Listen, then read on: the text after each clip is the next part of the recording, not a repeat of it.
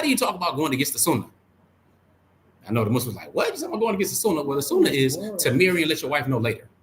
But we talk about, it's best practices to have the conversation first and then go ahead and marry. For those of you who talk about, oh, Islam say this and Islam say that. Well, yeah, the sunnah of the Prophet sallallahu alaihi wasallam is to marry and then let your wife know later.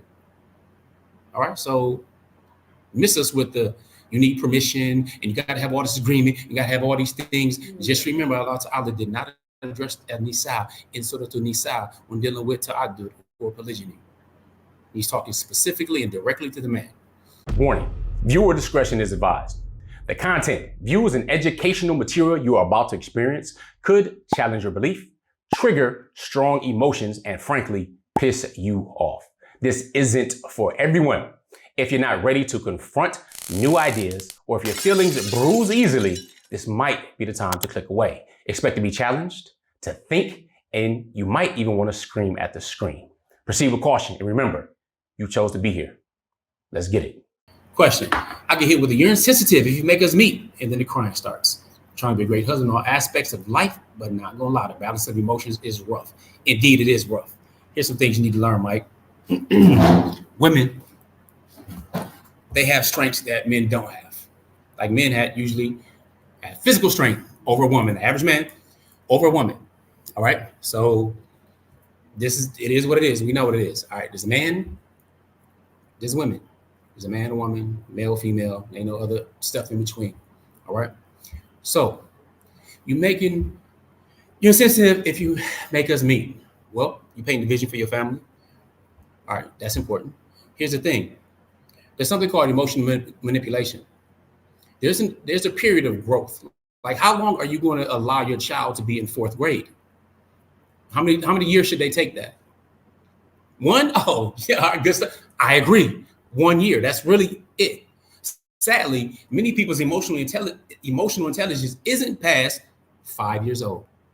It's me, mine. Why do I say that? Nope, it's not Coach Nazir making up stats. This is from Tony Robbins. Like most people, they're not past kindergarten when it comes to their emotional maturity. So when you hear people saying, oh, that's like high school, the little mean girl cliques and all that type of stuff that go on, it still happens. But they have a significant advantage over us because while we were out playing monkey bars and WWF and WWE wrestling and body slamming and video games, they were playing house and making up scenarios with little dolls and all types of different things and beating us at verbiage and emotional manipulation. When the cry starts, and I will let you know, like one of the brothers I love very dearly, Rudolph Ware III, also known as Bilal Ware, PhD doctor out of Michigan, and he was recently in an interview talking about, well, America's been the pinnacle of white supremacy, and what's currently going on with the genocide is nothing but that. But we live in a system where it lives in a system, we've been impacted by a system whose white tears is more important than people of color's blood. Whether that be the Trail of Tears with the natives in America, whether that be the enslaved Africans that were taken to America and continue to be oppressed, whether that's dealing with the Jim Crow era or today, those same tears that killed Emmett Till, those same tears that just killed a black veteran in Milwaukee during the RNC convention still exist. If you don't recognize this, we have a name for this. You've heard about Karens. Well, that's really on a higher level. That can get people killed, right? But be careful because women can do it at different levels. Now, that doesn't mean that that's necessarily intentional or something vindictive, but a lot of times it absolutely is and can be. And we're ill-equipped because as husbands, we want to make life easy, good for them, everything.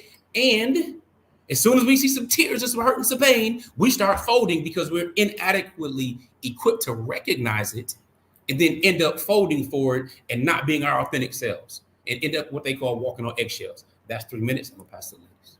All right, Natasha says, how long did y'all keep a secret? First of all, there's no such thing as a secret marriages in Islam. All right, this is very important to understand because you might not have known about something, don't mean it's a secret. It just means you didn't know about it. But being private, meaning you have the witnesses, you have everybody there and all that stuff for the nikah and all that kind of stuff, already makes it a public affair. So one, it wasn't. Now, the reason I don't go into that, I talk about I married Coach Nyla, and then I informed Coach Fatimah later. Okay.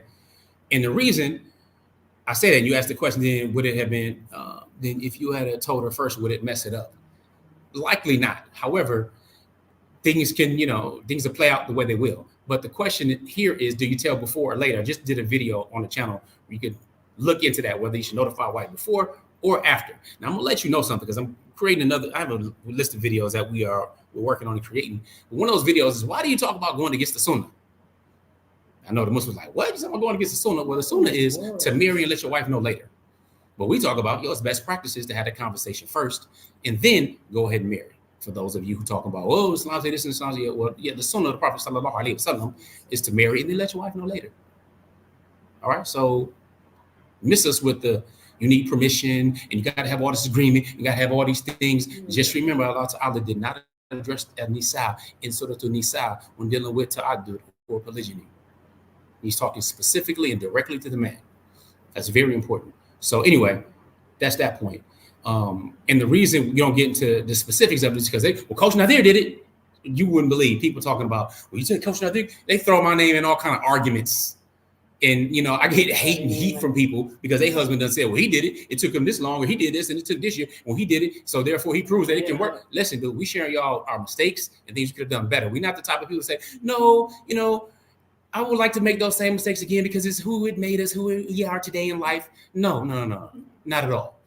If there was a better path and a way to do it, we would have definitely taken the better path, got the better information, and got to that point. That's just called wisdom.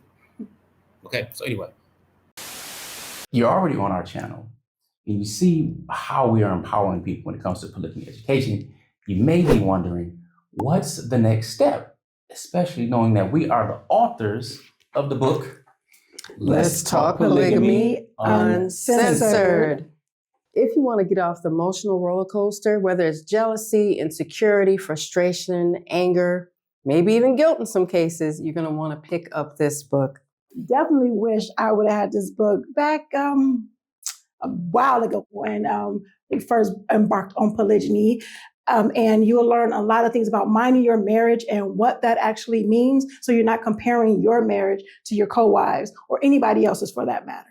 If you've heard, I'm not against polygamy, I just against when it's not done right, you want to learn how to do it right, this will teach you how to be more than twice the man you need to be to get it done. Let's talk polygamy.com. We look forward to shipping yours off to you. You think about, we're trying to be outstanding. We're trying to help people be outstanding because of the mistakes we've made and the things that we walked into and the things that fell out of our hands. So you being outstanding, you think about the Olympics coming up, who's racing to be second? Who's training all for 4 years to be second? Nobody. They training to be first so they can be outstanding. But they got to get in that work. And that's all we're trying to do is help other people so they don't hit their head multiple times like we did.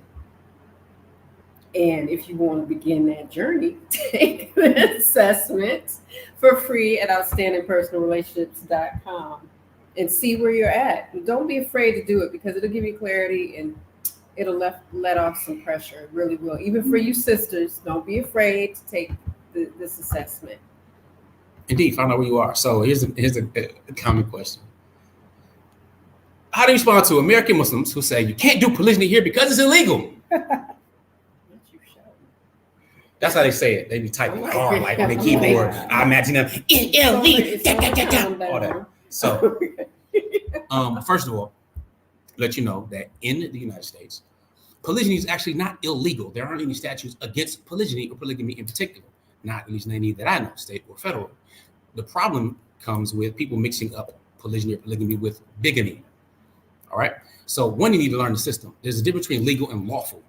Now, I don't really care. As I've said, La ilaha illallah wahdahu la sharika lah. I understand the concept of al-wala wa bara. Okay, that's loyalty. The one who created this entire earth, fil ard, is who I answer to. Okay, so just like the same country that you're talking about, this corporation that currently exists called the United States of America, is this corporation is built on imperialist, colonialist ideology of white supremacy. Why would I give a damn? First of all. Like, why? Why would I change and think I change my belief to say, oh, they say it's legal, like the prohibition was illegal, right? Meaning that they made alcohol and stuff like that illegal. Then now it's legal. So do I say, oh, well, the country says it's legal now, so I'm going to do it? Do I now support same-sex couples getting together and having their marriage certificate and being okay because the country says, hey, it is what it is. It's legal now. Do I do that now? See, I don't bend. When it comes to la, that's getting rid of all tarut, everything. It starts with negating everything. La ilaha illallah wahdahu la sharika. There's nothing worthy of worship but Allah. No partners, no associates. All right. So that's what I live on. That's lawful. The one who created everything, that's what matters most to me. Now, if your ideas or permissions and whatever is built upon what a government predicates, do you. But I know that when I die, I want the last thing to be on my tongue is la ilaha illallah, not I pledge allegiance to this flag. Understand? So I don't care what they think, but I'm just informing you, having 2 marriage certificates is considered illegal. That is considered bigamy. And you got to go back to understanding what the creation of the Federal Reserve did with a certificate and making you a corporation, and also putting themselves as a third party to whatever union you decide to put them in when you actually go that route. So please do not speak about law or legal or lawful or illegal unless you actually know those terms. And that's what I say to it. I say that I'm with the Shahada. So without that, it is what it is. I'm not worried about that at all. All right, so although they're gonna cause a problem. This video, I'm talking They're gonna be like, a little too much. All right, polygyny seems like it's double the work for everyone, and too many have dumbed it down to sex, or what Christians understand it to should be in monogamy, which is sad. Yeah, indeed. Well, you know what? It's probably a little bit more than double the work. My wives have always said you have to be more than twice the man, right? It's more than double the work, but the crazy part is it's exponential when it comes to the rewards. Mm-hmm. So the question is not, is it easy? But the question is it worth it? And for me, and working on it and what we're doing is absolutely worth it. So we'll be sharing and letting you peer a little bit more into our lives with a series I'm coming out with dealing with legacy, so that you can see more. Like if you can see my sons and the family and stuff, they're here, they're quiet. And, you know, one of my sons sitting off to the side helping us out. But you see them in the different experiences and all these types of things that I dreamed of I didn't even dream of really when I was younger, really when I got older and understood that if you separate your ability to make money from geography and time, then you can live life before retirement age.